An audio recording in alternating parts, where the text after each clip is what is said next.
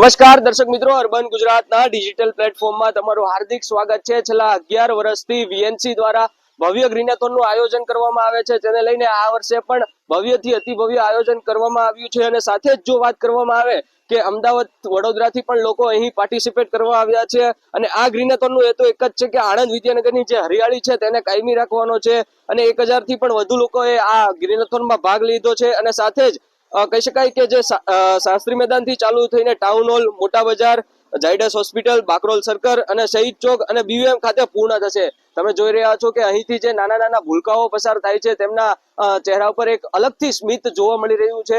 અને સાથે જ કે કહી શકાય કે આ જો નાના નાના ભૂલકાઓનો હેતુ એ હોય કે ગ્રીનેથોનને આપણે કાયમી રાખવાનો છે, એટલે કે જે હરિયાળી છે એને કાયમી રાખવાનો છે, તો આપણે પણ આ શું કહેવાય ગ્રીનેથોનની અંદર ભાગ લેવો જરૂરી છે। બસ આવી સતત અપડેટ માટે અમારી સાથે જોડાયેલા રહેજો। કેમેરામેન ચાર્મી મહેતા સાથે હું છું અક્ષર રજોડિયા, અર્બન ગુજરાત, આણંદ વિદ્યાનગર।